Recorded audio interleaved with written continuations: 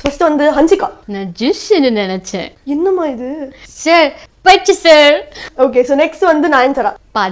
Baden எப்படிங்க டக்குன்னு voice ஹன்சிகானோன்னா ஹன்சிகா வாய்ஸ், நயன்தாரானோன்னா நயன்தாரா வாய்ஸ். ஜோ மேமோட ஒரு சரவணா ஸ்டோர்ஸ் ஆட் கூட ரொம்ப ஃபேமஸ் ஆச்சு. தங்கம் வாங்குறது செலவில்லைங்க, சேமிப்பு. ஸோ தாம்பரம் சரவணாக்கு போகிறோம், தூக்குறோம், வாங்குறோம். அப்புறம் ஸ்னேகா வந்து அவங்கள வந்து ஒரு குட்டி ரஜினிகாந்த்னு சொல்லலாம். அவங்களுக்கு தமிழ் நல்லா ஃப்ளூயண்ட்டாக வரும். அவங்க பண்ருட்டி பொண்ணு, என் பாட்டி ஊரும் பண்ருட்டி தான். நல்லா தமிழ் பேசுவாங்க. அதனால இந்த பாம்பே ஹீரோயின்ஸ்லாம் ஸ்லோவாக பேசுவாங்க. பாஸு ராங் பாஸஸு பயங்கர ஸ்லோவாக இருக்கும் டைலாக் டெலிவரி. தமிழ் தெரிஞ்சு பேசக்கூடிய ஃபியூ ஹீரோயின்ஸில் ஸ்னேகா ரொம்ப இம்பார்ட்டன்ட். ஸோ அதனால் அவங்க ஃபாஸ்ட்டாக தமிழ் பேசிடுவாங்க. கடை ரஜினிகாந்த் மாதிரி பேசுகிறாங்க, கண்ட்ரோலே இல்லாமல். ஸோ அவங்களுக்கு பேசுறது ரொம்ப கஷ்டம்.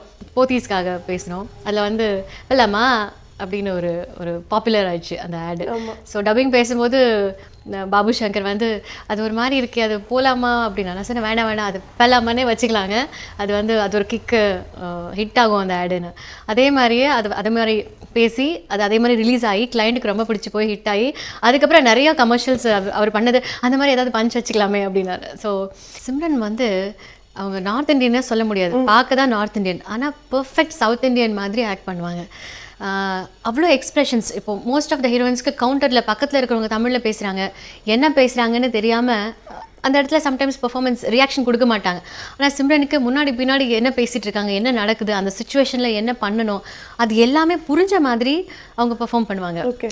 ஸோ அண்ட் அவங்களுடைய டெலிவரி ஆக்டிங்கும் கூட ரொம்ப ஸ்பீடாக இருக்கும், ஸ்லோவாகவே இருக்காது. இன்ஃபேக்ட் அவங்களுக்கு ரொம்ப கஷ்டம் பேசுகிறதே. அவ்வளோ வேரியேஷன்ஸ் கொடுப்பாங்க. ஒரு கமலஹாசன் சாருக்கு ஈக்குவலாக ஆன் பார் வித் ஹிம் அவங்க நடிக்கும்போது எனக்கு டப்பிங் பேசுகிறது செம்ம ஸ்பீடாக இருக்கும்.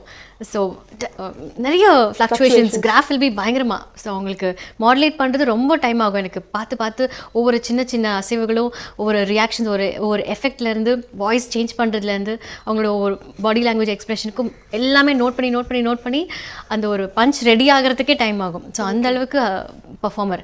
அவங்களுக்கு பேசுறது எனக்கு எப்பவுமே ஒரு சேலஞ்ச் தான். ஆமாம். ஸோ அடுத்து வந்து இப்போ நம்ம ஒரு ஹீரோயின் செஷன் போகிறோம். நீங்கள் நிறைய ஹீரோயின்ஸ்க்கு பேசியிருக்கீங்க. இப்போ புது ஹீரோயின்ஸ் எங்கள் அப்பா ஜென்ரேஷன்லேருந்து இந்த ஜென்ரேஷன் வரைக்கும் எல்லாருக்கும் பேசியாச்சு. ஸோ நான் ஒரு ஹீரோயின் பேர் சொல்கிறேன், நீங்கள் அவங்கள பார்த்தீங்கன்னா ஒரு குவாலிட்டி அண்ட் அவங்களோட ஏதாவது ஒரு ஃபேமஸான ஒரு லைன் எங்களுக்காக. ஃபர்ஸ்ட் வந்து ஹன்சிகா பற்றின ஒரு குவாலிட்டி எங்களுக்காக. ஹன்சிகாவுக்கு வந்து எந்த கேரக்டர் கொடுத்தாலும் சூட் ஆகும். ஒரு வில்லேஜ் பெல்லாக இருக்கட்டும், இல்லை ஒரு மாடர்ன் கேர்ளாக இருக்கட்டும், எந்த காஸ்டியூம் போட்டாலும் அவங்களுக்கு சூட் ஆகும். She is very cute, very sweet. So நான் படத்தில் டப்பிங் பேசும்போதே அந்த அழகை வந்து ரசிச்சுக்கிட்டே தான் பேசுவேன்.